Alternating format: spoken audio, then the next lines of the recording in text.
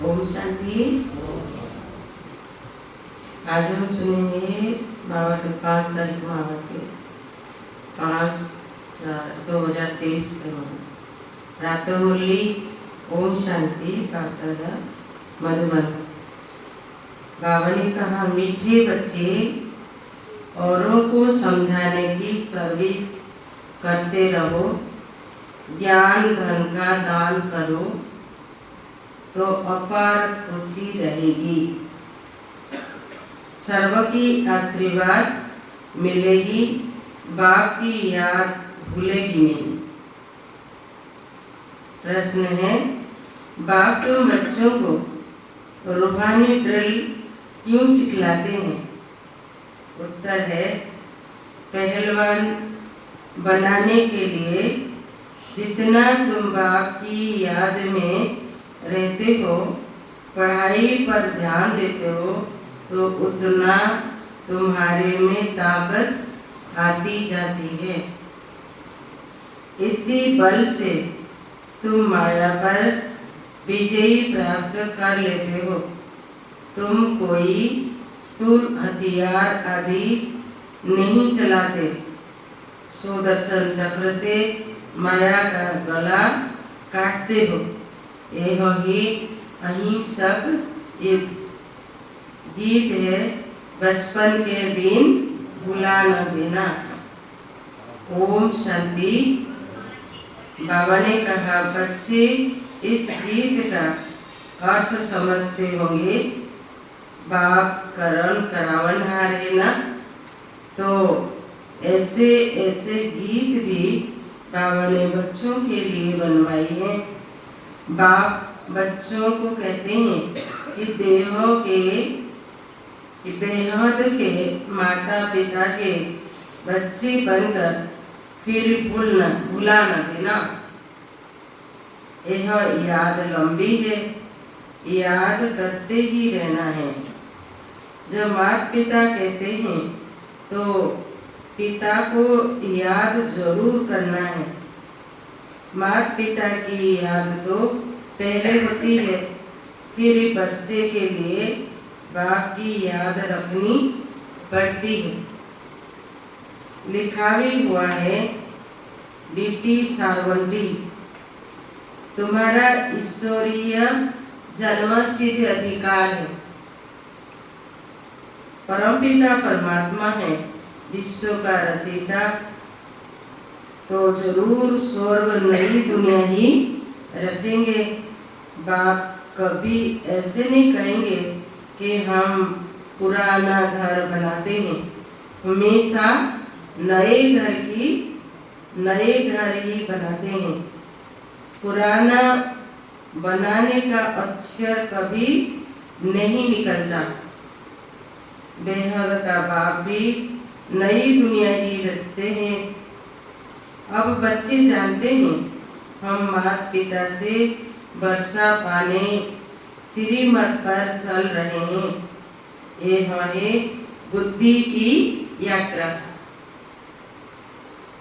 वही जिस्मानी यात्राएं तो जन्म जन्मांतर करते आए हैं और घड़ी घड़ी करते रहते हैं।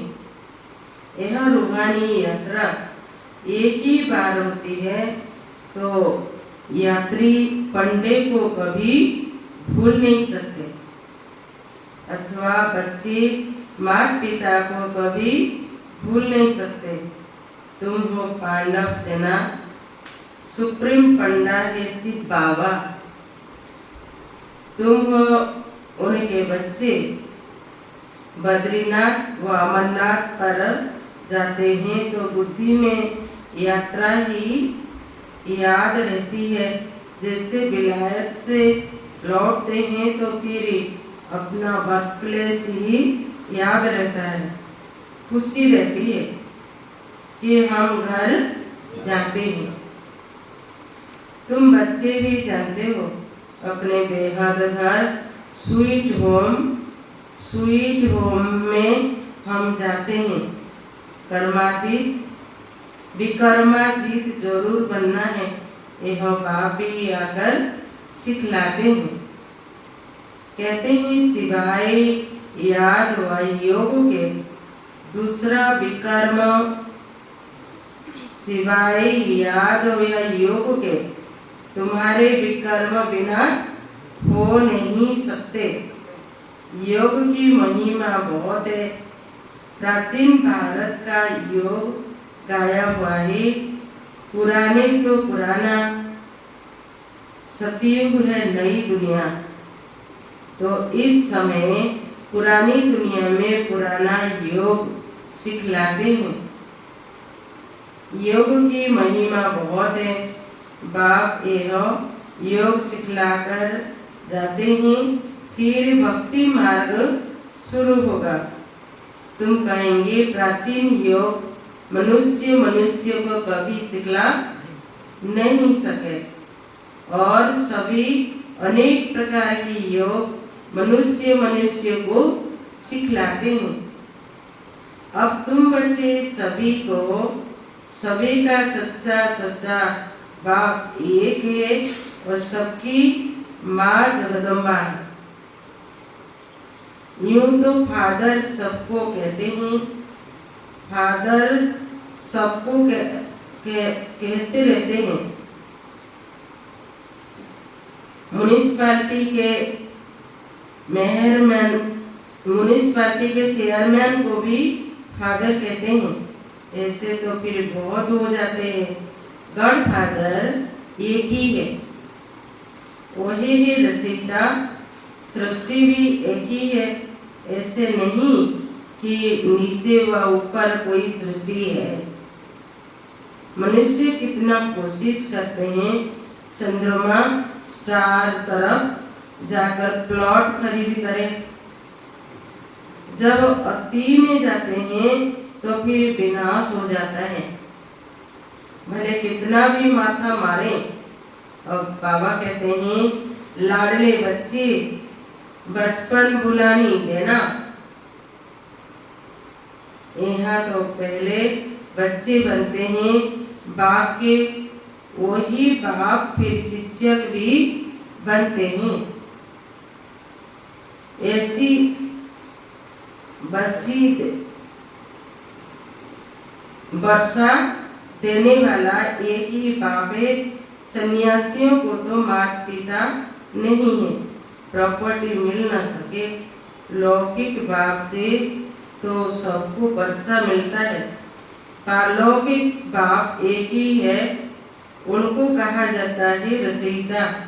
बाबा कहते हैं मैं हूँ मनुष्य सृष्टि का बीज रूप, मेरी महिमा भी करते हैं। सब चित आनंद स्वरूप यह तो समझते हो। बाप की महिमा बिल्कुल अलग है और कोई वो महिमा कर नहीं सकते। विश्व के मालिक लक्ष्मी नारायण की महिमा बिल्कुल अलग है। उनकी महिमा गाते हैं सर्वगुण संपन्न, अहिंसा परमो धर्म, मर्यादा पुरुषोत्तम। पहले नंबर में स्वर्ग के महाराजा महारानी की महिमा है। वो है राज्य ही ऐसा है यथा राजा रानी तथा प्रजा। वहाँ दुख का नाम निशान नहीं रहता, प्रजा को भी दुख का नाम नहीं। ऐसी दुनिया तो जरूर परमपिता परमात्मा ही रचेंगे। उनको कहा ही जाता है हेवनली गॉड फादर। भले अंग्रेजी लोग अक्षर कहते हैं हेवन, परंतु समझते कि हेवन क्या होता है। भारत ही हेवन था। भारत की बड़ी भारी महिमा है। तुम्हारा दुश्मन है रावण, तुम्हारा बेहद का राज्य गंवाने वाले यह माया दुश्मन है। आधा कल्प से तुमने राजाई गंवाई है। गंवाते गंवाते तुम बिल्कुल ही कंगाल बन पड़े हो।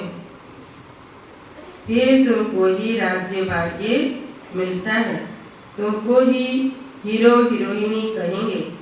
एक हीरो हीरोइनी, फिर उनकी वंशावली।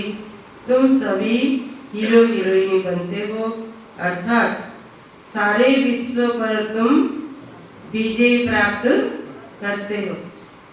तुम इस समय हीरो हीरोइन का पाठ बजा रहे हो। सारे विश्व में बाप तुमको हीरो हीरोइन का टाइटल दिलवा रहे हैं। तुम हो शिव शक्ति सेना।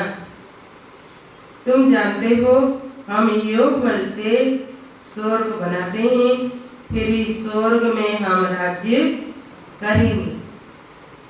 परंतु माया ऐसी है जो भुला देती है। जैसे सेकंड में जीवन मुक्ति मिलती है, तो माया भी फिर सेकंड में भुला देती है। जीवन मुक्ति को फारकती दे सेकंड में मर जाते हैं। बाप तो समझाते रहते हैं, बच्चे जीवन की मुसाफिर लंबी है, बराबर बाप को याद करना है तो अंतमति स्वगति हो जाएगी। जिस माता पिता से बेहद का वर्षा मिलता है, उनसे अगर मुंह मोड़ा तो फिर उस तरफ चले जाते हैं। बच्चों में लखनऊ में भूल भुलैया देखा होगा। अंदर जाने से मनुष्य मूझ जाते हैं। यह भी ऐसे है। बाप और बाप का घर भूल जाने से धक्के खाते माथा टेकते रहते हैं। रास्ता दिखाने वाला तो ऊपर खड़ा है। बाबा कहते हैं तुम अब माया पर जीत पाने का पुरुषार्थ कर रहे हो, श्रीमत पर। ऐसे नहीं आज माता पिता के, कल फिर उनको भुला दो। यहाँ तो और संग तोड़ एक साथ जोड़ना है। भक्ति मार्ग में गाते भी हैं, बलिहार जाऊं बारी जाऊं, नाम लेते हैं श्री कृष्ण का। वास्तव में श्री कृष्ण की बात है ही नहीं। यह है ही रुद्र ज्ञान यज्ञ। रुद्र शिव को ही कहा जाता है। इतनी छोटी सी बात भी मनुष्य समझते नहीं। बाबा ने गीता बहुत पढ़ी है, परंतु पहले कुछ भी समझते नहीं थे। अभी समझते हैं। उसमें तो भगवान दास लिखा हुआ है,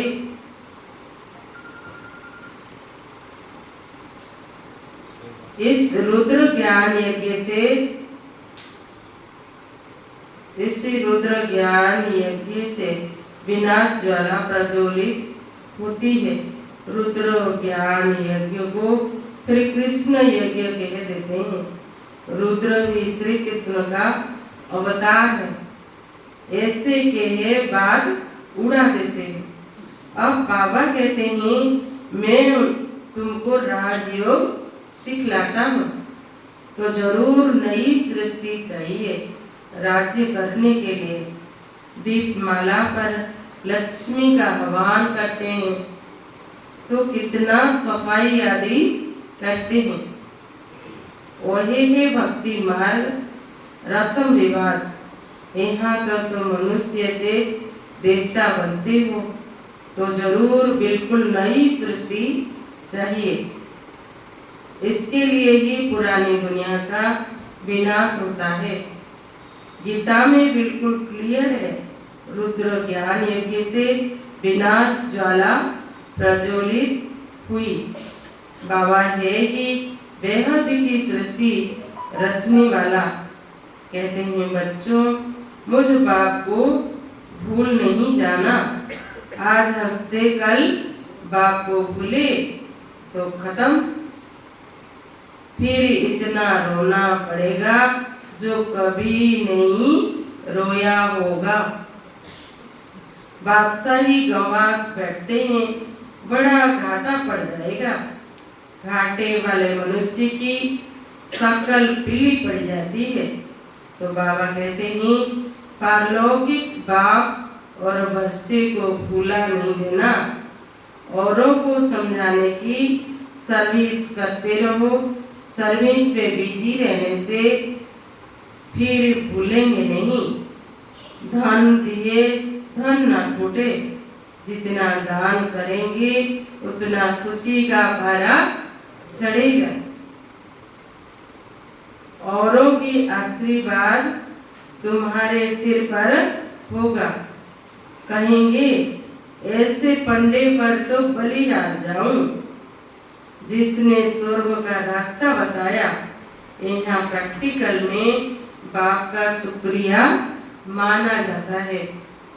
बाप कहते हैं बेहद की शांति सदा काल के लिए देने वाला मैं ही हूँ। मैं तुमको ऐसे कर्म सिखलाता हूँ जो कभी दुख अशांति हो नहीं सकते। कर्मों की गति बड़ी गहन है। बाबा कहते हैं मैं तुमको कर्म विकर्म का राज समझाता हूँ। कर्म अकर्म विकर्म का राज समझाता हूँ। सतयुग में कर्म विकर्म होता नहीं, कर्म अकर्म होता है, क्योंकि वहाँ माया है ही नहीं। कभी भी माया के राज, अभी तो माया का राज्य है, इसलिए कर्म विकर्म बन जाता है। अभी तुम ड्रिल सीख रहे हो और पहलवान बन रहे हो। यह पढ़ाई तो अंत तक पढ़नी है। जितना पढ़ेंगे उतना ताकत मिलेगी, व्रति को पाते रहेंगे। हर एक मठ पंथ का पहले ये कहता है, फिर वृद्धि होती जाती है। आजकल तो दुनिया में अंधश्रद्धा बहुत है। यहाँ तो पढ़ाई है, इसमें अंधश्रद्धा की कोई बात नहीं है। वो लोग एक ही लेक्चर से कितने को बौद्धि अथवा क्रिश्चियन बना देते हैं। पादरी लोग भी बहुत लेक्चर करते हैं, फिर ढेर क्रिश्चियन बन जाते हैं। यहाँ वो है बात नहीं, यहाँ तो माया से युद्ध करनी है। इसको कहा जाता है युद्ध स्थल। भगवान आकर हिंसा थोड़े ही सिखलाएंगे, कहेंगे अहिंसा का बल चाहिए, परंतु हिंसक मनुष्य कभी अहिंसा सिखला न सके। अभी तुम बच्चे जानते हो, हम बाबा से वर्षा पाने का पूरा पुरुषार्थ कर रहे हैं। यह राजधानी स्थापन हो रही है। माया को भारगति राम राम कर कहते रहते हैं। सॉरी, माला को फिराते राम राम करते रहते हैं। त्रेता अंत तक 16,108 प्रिंस प्रिंसेस हो जाते हैं। इसमें 8 है मुख्य, 8 रत्नों की बड़ी महिमा करते हैं। मनुष्य थोड़े ही समझते हैं कि इनका राज्य क्या है। 8 तो पाशविक अनर होते ही बिल्कुल राजा, बिल्कुल सजा नहीं खाते। बाकी 100 तो थोड़ी बहुत सजा खाते ही है। बाबा कहते हैं बच्चे थक मत जाना, जो रात के राही है। अभी हम रात को क्रश कर दिन में जाते हैं। बाबा भी आते हैं संगम पर। आधा कल्प की रात पूरी होती है तो बाबा आते हैं, इसलिए ही शिवरात्रि कहते हैं।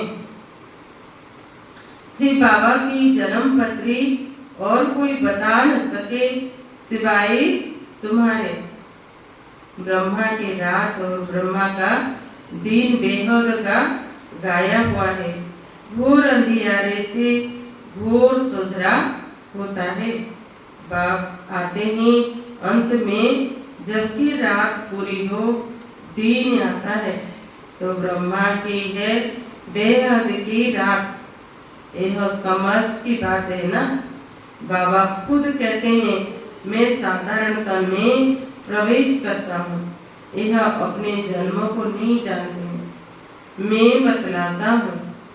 ब्रह्मा और बीके के इतने जन्म हुए हैं, इन सब बातों को कल पहले वाले ही समझेंगे। हम अभी बाप को जानने से आस्तिक बने हैं, बाप से वर्षा लेते हैं। आत्माओं का बाप एक है, ब्रह्मा भी शिव बाबा का बच्चा है। एडॉप्ट करते ही ना, खुद कहते हैं मैं इनमें प्रवेश करता हूँ और कोई यह बातें कर न सके। बाबा कहते हैं, लाडले बच्चे बाप को कभी भूलना नहीं,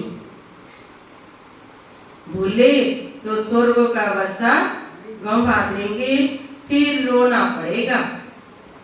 कल्प कल्प की बाजी हो जाती है, कल्प कल्प ऐसा करते रहेंगे। अच्छा, मीठे मीठे सिखला दे बच्चों प्रति माता पिता बाप दादा का याद प्यार और गुड मॉर्निंग। रूहानी बाप की रूहानी बच्चों को नमस्ते। हम सभी रूहानी बच्चों की रूहानी माता पिता बाप दादा को याद प्यार गुड मॉर्निंग, नमस्ते नमस्ते। धारणा के लिए मुख्य सार। पहला पॉइंट है, जीवन की लंबी मुसाफिर में थकना नहीं है। माता पिता से कभी भी मुंह नहीं मोड़ना है और संग तोड़ना है। एक बाप पर पूरा बलिहार जाना है। सेकेंड पॉइंट है, स्वीट होम में जाने के पहले विकर्माजीत जरूर बनना है। श्रीमत पर बुद्धि की यात्रा करते रहना है। आज का वरदान है, साथ रहेंगे साथ जिएंगे। इस वायदे की स्मृति द्वारा कंबाइंड रहने वाले सहज योगी भव। आप बच्चों को वायदा है कि साथ रहेंगे साथ जिएंगे साथ चलेंगे। इस वायदे को स्मृति में रख बाप और आप कंबाइंड रूप में रहो, तो इस स्वरूप को ही सहज योगी कहा जाता है। योग लगाने वाले नहीं, लेकिन सदा कंबाइंड अर्थात साथ रहने वाले। ऐसे साथ रहने वाले ही निरंतर योगी, सदा योगी, उठती कला में जाने वाले फरिश्ता स्वरूप बनते हैं। आज का स्लोगन है, कोशिन मार्ग का टेढ़ा रास्ता लेने के बजाय कल्याण की बिंदी लगाना ही कल्याणकारी बनना है। ओम शांति।